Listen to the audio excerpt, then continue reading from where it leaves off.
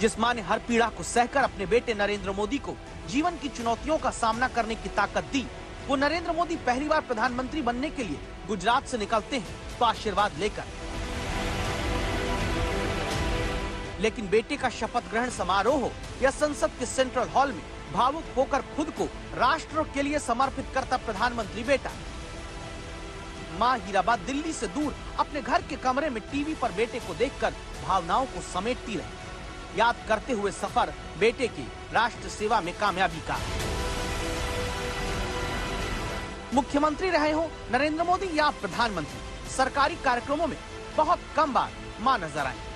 हाँ, जब एकता यात्रा के बाद श्रीनगर के लाल चौक पर तिरंगा फहराकर मोदी लौटे तो अहमदाबाद में हुए नागरिक सम्मान कार्यक्रम में मां हीराबा ने मंच पर आकर बेटे का टीका किया था। इसके बाद मां अपने बेटे को राजनीतिक सफर की सीढ़ियां चढ़ते हुए देखने दूसरी और आखिरी बार तब सरकारी कार्यक्रम में पहुंची जब पहली बार 20 साल पहले नरेंद्र मोदी ने मुख्यमंत्री पद की शपथ ली थी। उन्हीं मां को सिर्फ एक बार प्रधानमंत्री रहते अपने साथ दिल्ली ला पाए थे नरेंद्र मोदी। अपनी बातें होती तुम्हारे साथ मैं क्या बात करूं, तो स्वाभाविक है किसी का मन मेरे साथ नहीं लगेगा।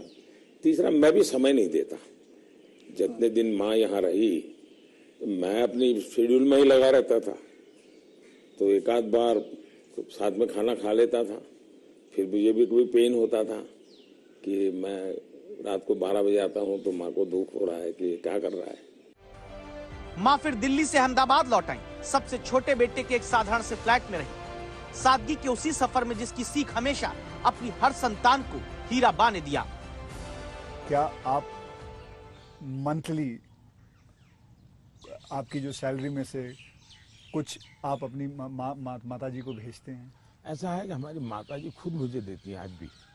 अच्छा, वो भेजती हैं? आज देती है। जब भी मिले जाऊंगा तो ₹1.25 वो पक्का मेरे हाथ में देती है आज भी।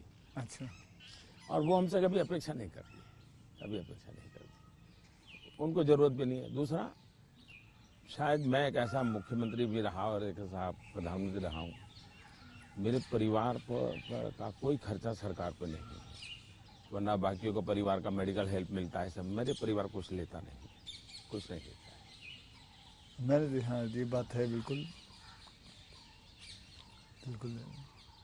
तो ये एक प्रकार से, लेकिन इसका मतलब ये नहीं कि कोई माँ के प्रति लगाव नहीं है, ऐसा नहीं है, लेकिन जीवन ही ऐसा बन गया है कि मैंने अपने आप परिवार, पूरा देश को अपना परिवार बना लिया है, इसी में लगा रहता हूँ, यही काम करता रहता हूँ। सच यही है, जब भी प्रधानमंत्री आशीर्वाद लेने गए, मां ने देश के प्रधानमंत्री बेटे को आशीर्वाद के रूप में कुछ शुभ करते हुए पैसा हाथ में जरूर रखा।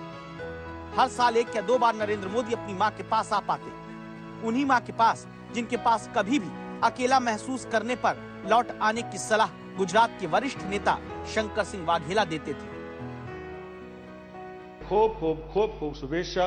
परम वैभव ने भारत माता ने ले जवा माटे आपने खूब शक्ति आपे, तंदुरस्ती सारी रहे, अने क्यारेक एकला पड़ो आ बधा टोरामां, मने खबर है तमे एकला छो, नोबडी इज योर्स, અને એટલા માટે યાદ આવે તો હીરાબાના ખોરામાં આવીને उन्हीं मां के अंतिम सफर में पहुंचे प्रधानमंत्री बेटे ने आखिरी वक्त तक माता और पिता की दी हुई सीख को अपनी गांठ से बांधे रखा।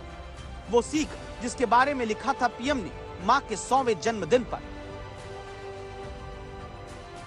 पिताजी जब तक जीवित रहे उन्होंने इस बात का पालन किया कि वो किसी पर बोझ नहीं बने। मेरी मां आज भी इसी प्रयास में रहती हैं कि किसी पर बोझ न बने, जितना संभव हो पाए अपने काम खुद करें। मैं आज भी जब मां से मिलता हूं तो वो हमेशा कहती हैं कि मैं मरते समय तक किसी की सेवा नहीं लेना चाहती, बस ऐसे ही चलते फिरते चले जाने की इच्छा है।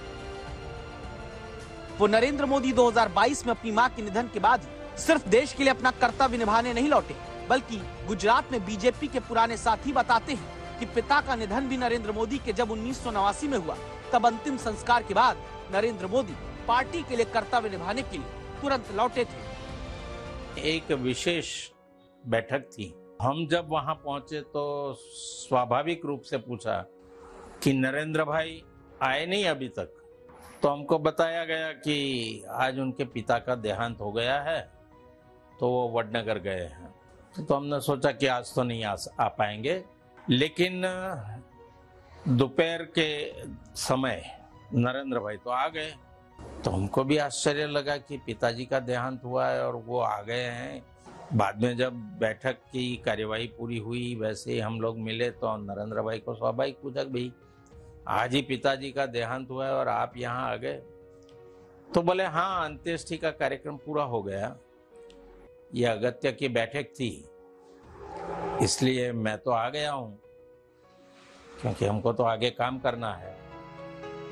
पिता और माँ की दी सीख की लकीर पर चलते नरेंद्र मोदी समझते हैं दर्द माँ को खोने का जिस कंधे पर है, उसी कंधे पर हर दिन हर पल राष्ट्र निर्माण की भी जिम्मेदारी है। प्रधानमंत्री ने अपनी हर जिम्मेदारी निभाई है।